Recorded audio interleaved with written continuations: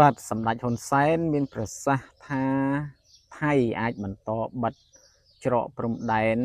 100ឆ្នាំឬក៏500ឆ្នាំទៀតក៏បានដែរបាទកម្ពុជាមិនរងផលប៉ះពាល់អ្វីទេបាទសូមគោរពជម្រាបសួរពុកម៉ែបងប្អូនទាំងអស់បាទថ្ងៃនេះខ្ញុំមកចែករំលែក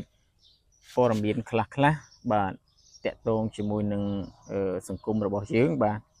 អញ្ចឹងទាំងនេះសិតតែជាព័ត៌មានដែលខ្ញុំបានឃើញនៅក្នុងបណ្ដាញសង្គមហើយខ្ញុំបាន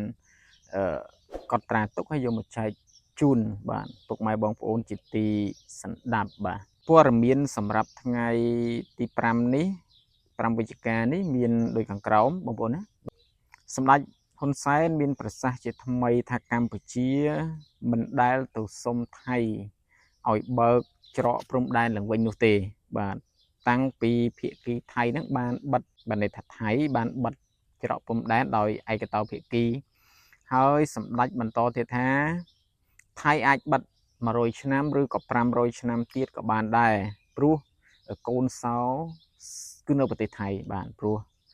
យើងដឹងហើយថាថៃជាអ្នកសម្រេចចិត្តបិទច្រកព្រំដែនដោយខ្លួនឯងអញ្ចឹងបើចង់បើកចង់អីគឺថៃជាអ្នកបើកមកបាទហើយសម្ដេចថាបើថៃនៅតែបន្តបិទទៀតវាធ្វើឲ្យកម្ពុជាឯនេះទេដែលមានភាពរឹងមាំផ្នែកសេដ្ឋកិច្ចព្រោះនៅក្នុងស្រុកគេប្រឹងផលិតប្រឹងអីចឹងទៅហើយធ្វើឲ្យកម្ពុជាមានភាពរឹងមាំដោយខ្លួនឯងបាទព័ត៌មានបន្ទាប់ទៀតនោះគឺរដ្ឋមន្ត្រីការពារជាតិថៃ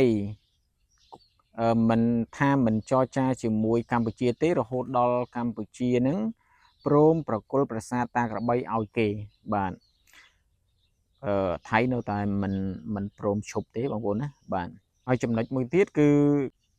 ឯកឧត្តមខឹមហ្វីណុងបាទខ្ញុំស្ដាប់ប្រសាសន៍គាត់គាត់ថាការនាំចេញអង្គរបស់កម្ពុជាមាន2គោលដៅសំខាន់បាទទី1គឺអង្គក្អូបមានអង្គផ្កាម្ដួលអង្គនាងអមអីហ្នឹងបងប្អូនណាគឺអង្គទាំងនេះគឺនាំចេញទៅកាន់ទីផ្សារពិភពលោកបាទទៅកាន់ទីផ្សារពិភពលោកហើយអង្គសធម្មតាយើងគឺទីផ្សារគឺទៅកាន់ប្រទេសវៀតណាមអញ្ចឹងបើវៀតណាមរងផលប៉ះពាល់ផ្នែកស្រូវអង្គនេះកម្ពុជាយើងក៏រងផលប៉ះពាល់ដែរដូច្នេះមានន័យថាប្រសិនបើវៀតណាមបាទរងផលប៉ះពាល់ផ្នែក